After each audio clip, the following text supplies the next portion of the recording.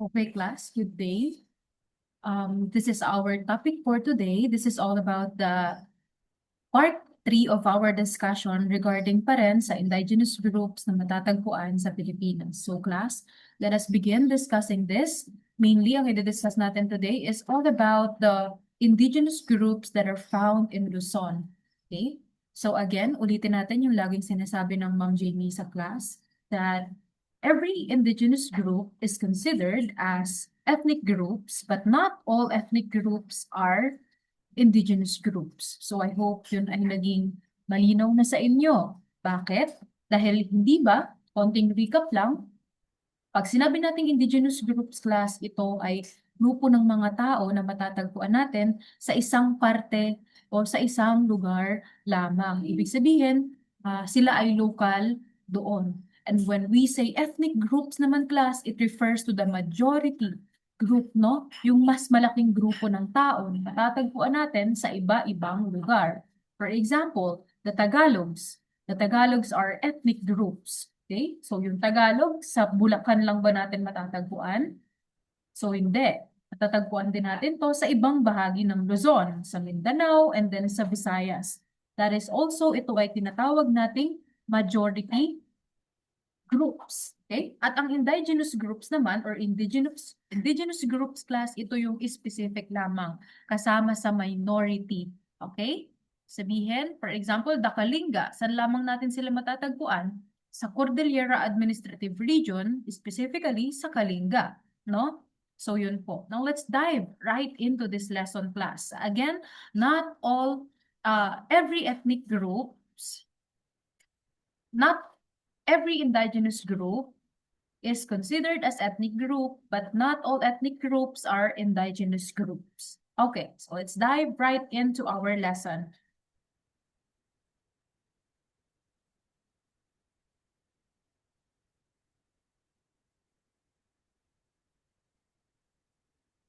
Hindi ko mapindot, wait.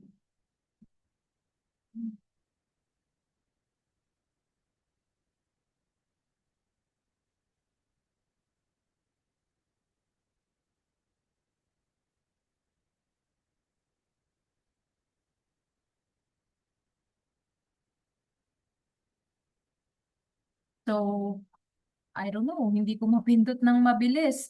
Okay, so class, these are our learning outcomes. The first one is, of course, learn to differentiate the ethnic groups from indigenous groups or indigenous people. Second is discuss the different indigenous people in Luzon, Visayas, and Mindanao. And then pangatlo, identify the different indigenous groups in the Philippines. So, okay, class. The first one is we have this very definition. So when we say indigenous people or indigenous group, sinabi natin that these are the group of people that are culturally distinct, no? And also they are belonging in the minority group. And that is why they retain their orientation from the past. Ibig sabihin, class, sila ay namumuhay noong paraan ng kanilang pamumuhay ay parang kagaya noong panahon. Kagaya ng sila ay nag-hunt pa for food. And also, they have this ritual sa kanilang mga community. So, eto class, they retain some or all of their own social, economic, cultural, and political institutions, respective of their legal status. So, yun nga po, yung orientation na kinabibilangan nila class ay nasa makaluma pang panahon. Sila rin ay may sariling, tawag dito, government system or yung tinatawag nating social system na may namumuno po sa kanila.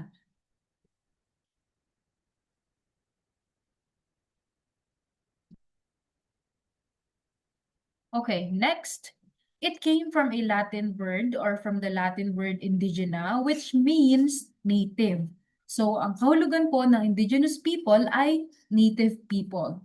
Also, class, they are termed as the earliest inhabitants of a particular area. Anong kahulugan po nito? Ibig sabihin, bago pa dumating ang mga mananakop, sila na po yung unang mga tao na matatagpuan natin sa lugar na yun. Earliest inhabitants. So ito, yung inaral na natin noong class, sila ay distinct social and cultural groups na merong collective ancestral ties sa kanilang lupang sinilangan at lupang kinabibilangan. Kung kaya naman, yung tawag sa mga tao na to class, like the people of the mountain, di ba?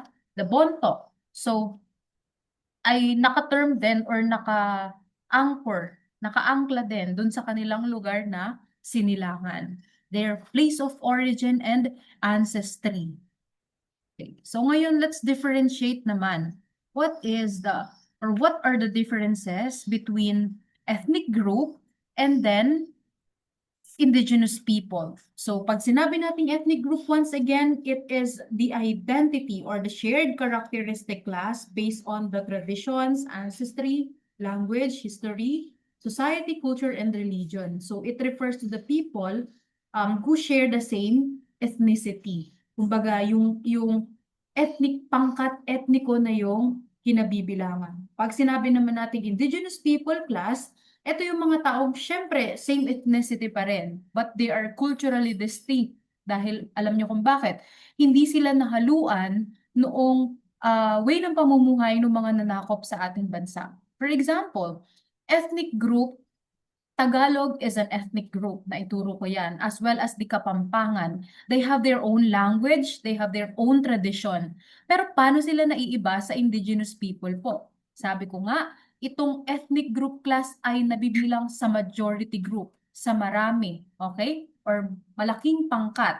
Ibig sabihin, nahaluan sila, no? Halimbawa sa religion, madami mga Tagalog, Kapampangan, Katoliko. So nahaluan ng mga nanakop sa atin, sa madaling sabi. Ang indigenous people, once again, they retained their orientation from the past. The way how they are living right now is the same on how they lived before. And once again, they are the earliest inhabitants of a particular area. Hindi sila naalis sa isang lugar, nanatili sila roon, hindi nahaluan ng kahit sinong mananakop.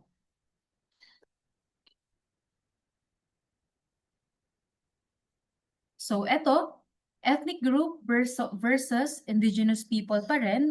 We all know this. I discussed the 8 major ethnic groups in the Philippines. Nabibilang dyan ang Bicolano, Bisaya, Bilisaya. Siyempre, kinabibilangan na yun ng Cebuano, Hiligaynon, or Ilonggo na inaral natin at ang mga Waray. Well, meanwhile naman, ang mga indigenous people class, eto yan. For example, the Igorot, Mangyan, mga tribo na matatagpuan natin sa Palawan.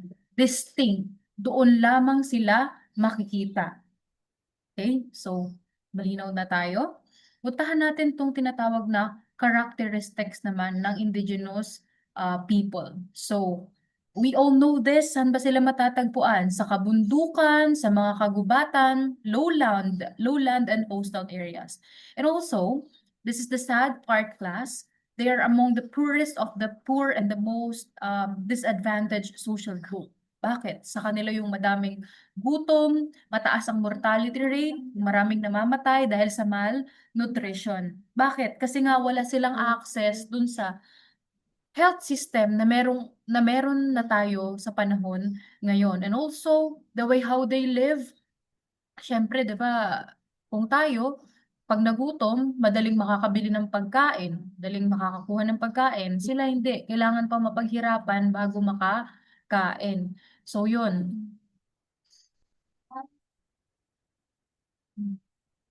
Next, this one class, the sad part also, illiteracy, unemployment. Ano ba yung illiteracy class? Kawalan ng karunungan, ano? Pagiging act na hindi marunong magbasa, hindi marunong magsulat. Also, unemployment and incidence of poverty are much higher. Mas mataas po than the rest of the population in the Philippines. Also, eto nabanggit ko na kanina, they do not have the access in the basic services that we have. For example, the current education system na meron tayo, the health system, no? So yan po. Ayan, mataas ang morbidity, mortality, and malnutrition. Ano ba yung morbidity? Yung hindi sila nakaka-survive, for example, sa mga sakit. And also, that leads to high mortality rate. Ano yun? Madami yung bilang ng namamatay sa kanila. And also, one of the factors also is this, the malnutrition. So, hindi nababalanse yung mga nutrition na kailangan dapat ng katawan nila, no? Kaya naman, nagli-lead into malnutrition. So, yun po. So, the question for you, class, if we're in a face-to-face setting, I'm asking my students, do you agree na kasama natin silang mag-aral sa paaralang meron tayo ngayon? And that's a question that is for you to reflect habang inaaral natin ang lesson na ito. Okay, so now let me introduce you the indigenous people that are found in the Philippines. Kumbaga, ang una nating pag-aaralan ay ang nasa Luzon muna, no?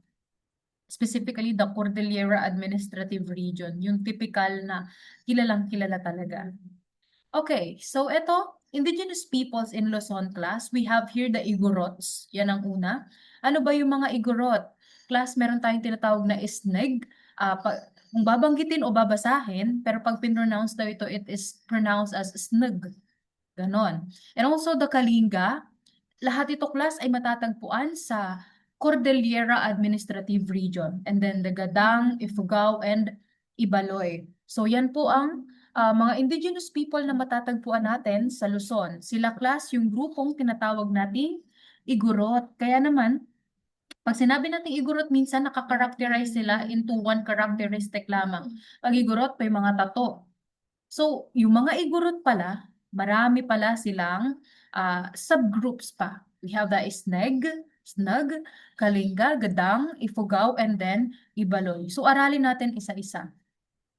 Okay. So, pag sinabi nating Igorots, class, ito yung mga tao na matatagpuan sa northern mountains ng Luzon, specifically sa Cordillera, ano? So, ito, the Gulot, people of the mountain, yun ang kanilang, yun ang pinagmulan ng kanilang pangalan o tawag. So ano-ano ba yung mga lugar na matatagpuan sa Cordillera Administrative Region, class? Ito ay yung kagaya ng Benguet, Ifugao, Mountain Province, Kalinga, Abra, and then Apayao. But back then, class, no, nung ako ay nung back then, class, early 1970s, hindi pa po pinaghihiwalay ang Abra at ang Kalinga. Kumbaga, ang Kalinga, class, ay parte ng Abra. But on the late 1970s onwards, class, ito ay pinaghiwalay na into different provinces. And that is why now we have here the Cordillera Administrative Region. So, eto na yon. Nung kayo by LM, nagkabisa kayo ng mga iba't ibang regions ng Pilipinas. So I hope ito ay medyo kinabisado at medyo familiar tayo. Kasi yung lesson na to, mas mananavigate natin ng tama at mas maganda if we know about the geographical locations and then different regions na matatagpuan sa ating bansa. Okay, so yan po. So now, we have here the another characteristics of Igorot, class. Sabi dito, they are numbered about 1.5 million in the earliest 21st century. When we say early 21st century, it is the current time that we have right now, 2026 or 2000 onwards. That's the 21st century. So these people are living in the tropical forests of the foothills, but most live in the grassland and the pine forest zones higher up. So ano-ano ba yung mga kabuhayan nila? Since sila ay namumuhay sa mga kabundukan, specifically sa pine forest, sa of course, Cordillera Administrative Region. Pag akyat mo pa lang ng Baguio, marami na neto eh.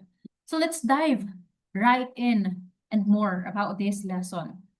So again, class, they are pre-Hispanic mountainous highland society. Let us give emphasis on this word. Pre-Hispanic mountainous highland. So ano ang kahulugan nito, class? Madali lang.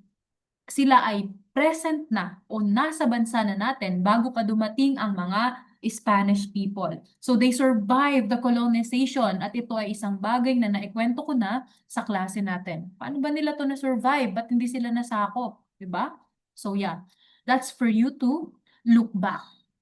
Since I already told the story kung paano nila survive ang Spanish colonization.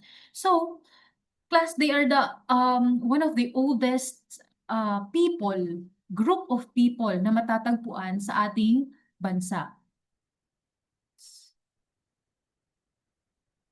So, cultural elements, ano ba yung cultural elements na tinatawag? 'Di ba, nabanggit ko sa inyo na ang culture class ay merong dalawang uri. We have the material and non-material culture. So, dito sa binabanggit na to class, we have here the material culture, yung mga bagay na nahahawakan, ano, or nakikita. So, it includes the metalworking in iron and brass. It includes their musical instruments na ginagawa, and also yung kanilang mga ginagamit pang hand. It is these materials are made up of metals, specifically iron. Isang halagang detalye na dapat nating malaman, ang Mountain Province po ay mayaman sa mga tawag dito, metals. So, minimina, ginagawa at kino-convert ito into something na magagamit nila sa pang-araw-araw na pamumuhay. Hindi lang sa iron, hindi lang sa brass mayaman, kundi maging sa ginto. So also, weaving o pananahi. Kaya itong kanilang mga damit, class, iba-iba ang pattern, no? Per indigenous people or per indigenous group na matatagpuan natin sa Mountain Province. And also the animal sacrifice. They are using this even up to nowadays. So another thing is, eto yung tinatanong natin, ano ang kabuhayan nila? So they are more of agriculture and terracing and farming that are mainly comprised of the rice and the sweet potatoes. So ito yun, mga ginagawa nila. Alternate din nilang tinatanim per season ng taon. Okay, so ito aralin natin, no? Yung unang indigenous people, ito yung mga Isnag. Kung banggitin ganun daw, no? Isnag. Isnag. So yan po. Paano sila makakarakterize class? So, Isnags are native to the Apayao province. Sa Apayao po. So, they have this customary attire named as Inarigihiri, no? So, yun po. Mainly, ito class ay makakarakterize natin as the blue garments or mas prominent po yung blue colors, mapababae man o mapalalaki na sinusuot sa kanilang komunidad. So, ito po. Again, yung customary attire, yung kanilang cultural attire class ay tinatawag na Inarigihiri. Inarigihiri. Ganun po siya i-pronounce. So, next is this one. It is characterized in this through these patterns. Blue po, no? Prominent po yung blue na kulay. So again, saan sila matatagpuan? Sa Apayao. So snug means people who have gone into the interior. Pala ang kahulugan ng kanilang pangalan. So ayan po yung Apayao sa gawing norte.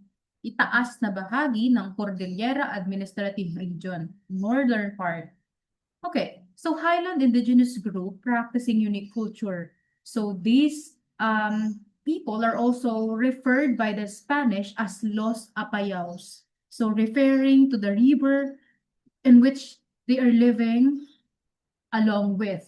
So yun po. Kaya sila tinawag ng mga Spanish na Los Apayaos. And also, yun yung kanilang mga tawag dito, economic lifestyle. They are agriculture based. So their major crops include the rice, corn, and other root crops. What are those root crops, class? We have the sweet potatoes, the gabi, lahat yan ay itinatanim po nila. And also, very prominent sa lugar po na to, yung kanilang mga commercial produce. Pwede rin nilang ibinibenta rin kasi nila, class. The coffee, tobacco, and of course, coconut. This is very prominent in their ethnic group, pangkat ethnic indigenous group pala rather. Okay, so now we have here the second naman, yung Kalinga. If the Apayaos class or the Isnags ay matatagpuan sa Apayao, Sa northern part, pag sinabi naman nating Kalinga people, ito ay matatagpuan sa southern part of Luzon. Okay? Cordillera Administrative Region rather. So how do we characterize them? These are their prominent features. So let's be attentive on the way how they look, class. Kung yung una, mas nakabalot yung damit nila sa katawan, itong mga tao na to, mainly ay topless, mapababae, mapalalaki. They are also termed as the peacock of the north. Why so? Because of their headgears. Yan. Peacock of the north. So yan, tinatawag natin silang mga Kalinga. Ano nga ang kahulugan ng Kalinga sa ating unang lesson?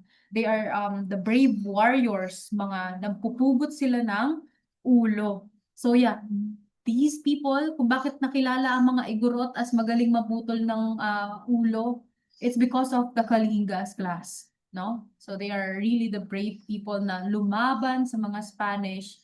Why, and one of the reasons also why they survived the Spanish colonizations. So, yun po. So, this one class,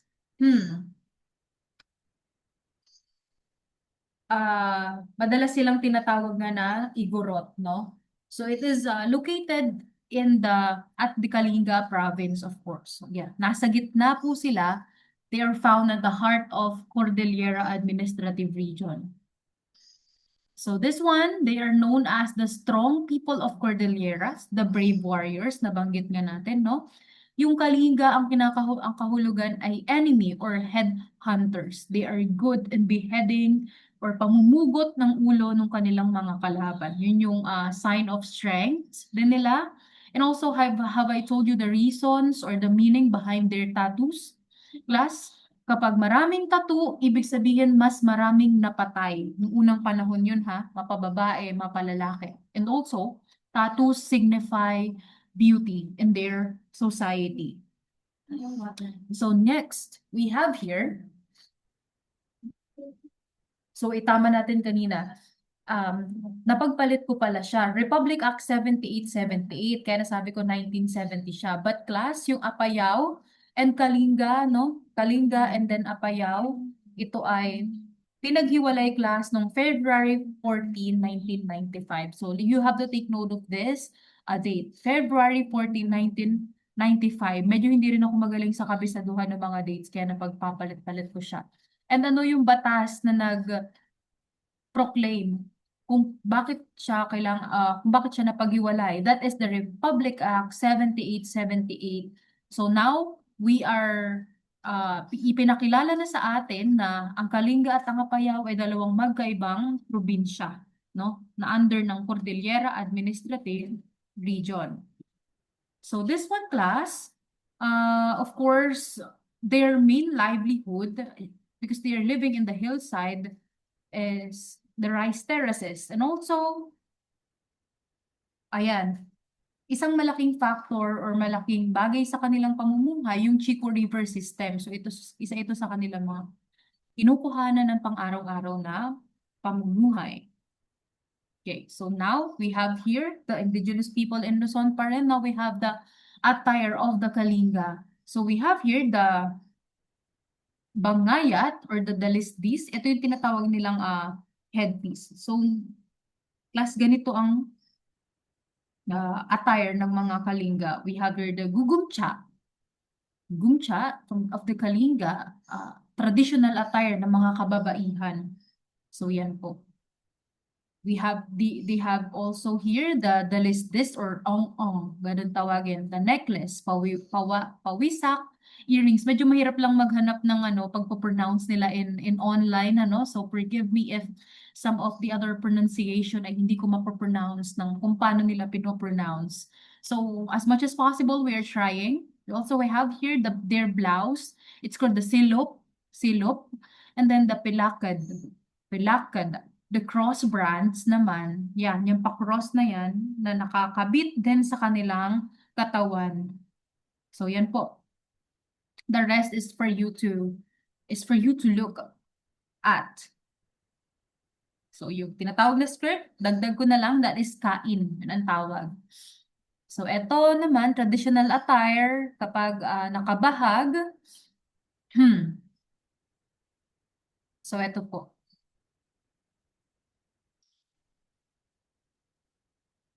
May nabasa ako class na ito daw gugumtsa, commonly ay sinusuot kapag sila ay, wait lang,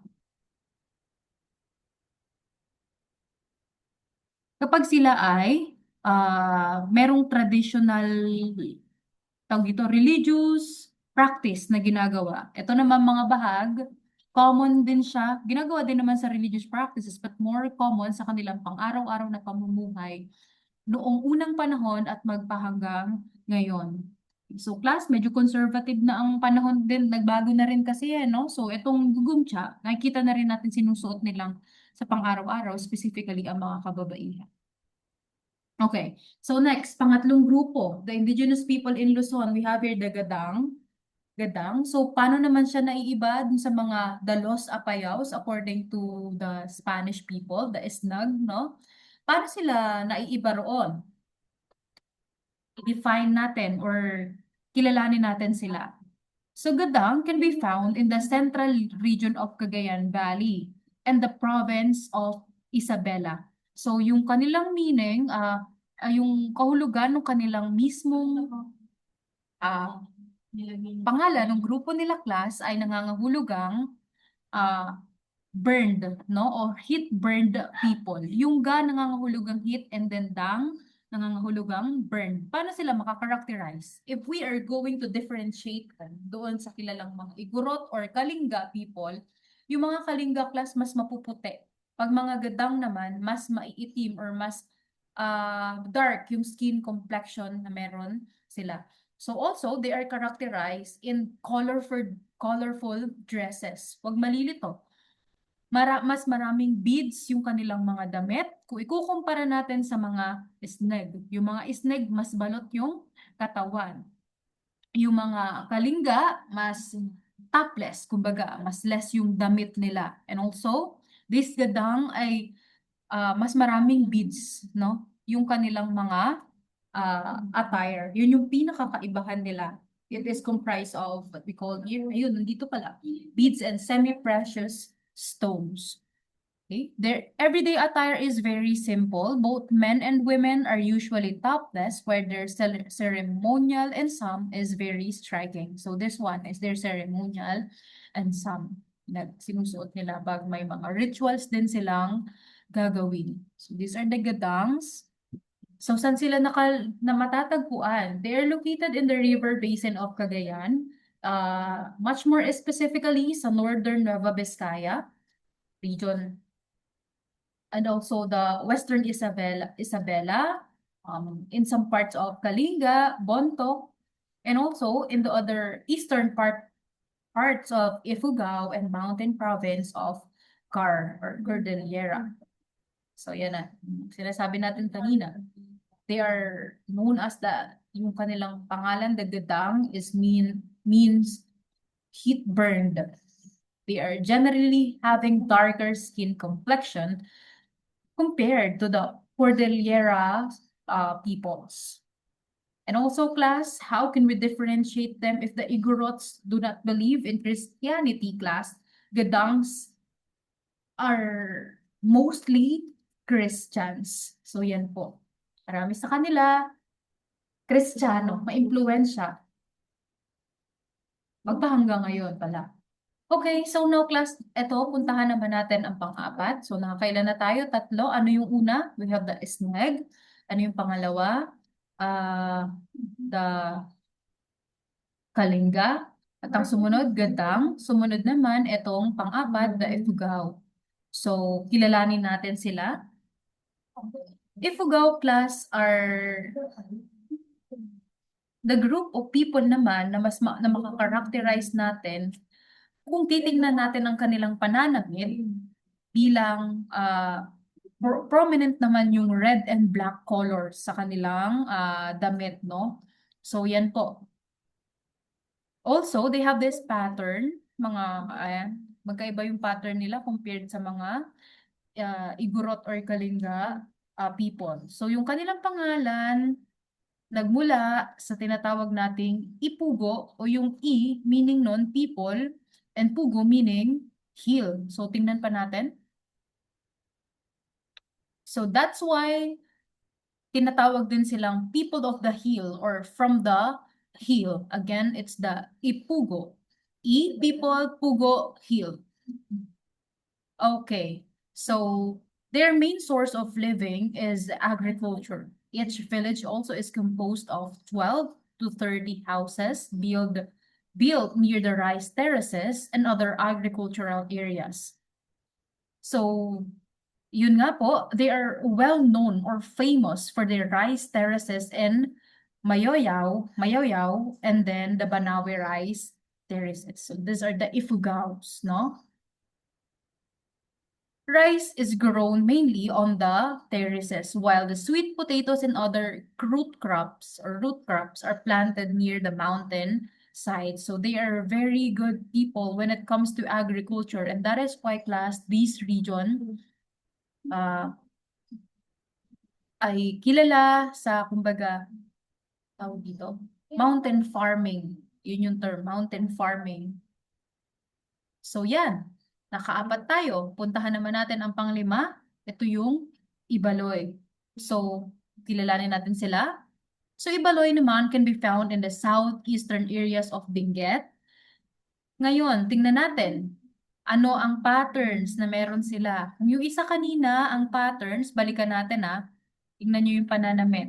More on ang pattern nila, kung sa mga kalalakihan ang titingnan natin, it is vertical lines, no? Mga pattern na pataas, ganyan, pataas. Vertical lines. Tingnan natin yung sa mga taga-Ibaloy naman. So, prominent dito class, makita natin may mix ng vertical lines, but more on, lalo na sa mga kababaihan, ang pattern nila is parallel lines. So, less than yung mga symbols na ginagamit. So, once again, they can be found in the southeastern part of Benguet or the Cordillera Administrative Region. Plus, when we say Ibaloy, it means people who live in the houses. Once again, sa kanilang language ay tinatawag nating people. And then the Badoy is the house. So farming also is their primary occupation. So once again, rice is a staple. Sabihin, parte ng pang-araw-araw nilang pamumuhay. And also, these people, the Ibaloy's class, nakaka-characterize sila compared sa ibang ethnic group because these Ibaloys, alam nila kung paano magpalaki ng hayop, like the cows, pigs, chickens, all intended for meat consumption. So, alam nilang mag-raise nito sa kanilang mga bakuran. So, aside from agriculture, these Ibaloy people are also well known for practicing the gold mining. The famous Baguio City is within their territory. So yun po, wag i-generalize, hindi dahil nakarating ka ng Baguio, igorot ang ituturo mo. In this lesson, natutunan natin na ang mga Ibaloy, no, sila yung nagdo-dominate sa Baguio City. Kaya nga 'di ba, yung Baguio na to kilala din para sa gold rush. Totoo yun, mayaman sa gold ang Baguio, lalo na nung unang panahon. Yung balambot na lupa, geographically, ay maganda para sa, perfect siya para sa gold mining. Okay? Mayaman sa gold talaga ang Baguio. Okay, class. So, yun lang ang ating lesson for this day. Okay? So, I hope you learned now what are the groups of people na matatagpuan sa Luzon. So, hindi naman sila madali lang naman silang matandaan. And also, when you read deeply pa, search for it, you're going to know more about them. Okay, so, dun lang muna ngayon ang ating lesson for today. So, I hope you learned something. Credits for Sir Gerald for this PowerPoint presentation. And also, these are our references. And this one, no, yung ating mga pinakita sa inyong mga illustrations, it is customized, no, rather than use AI. So ito, gumagawa siya ng mga customized paints. So yun lamang po. I hope you learned something, class. Thank you.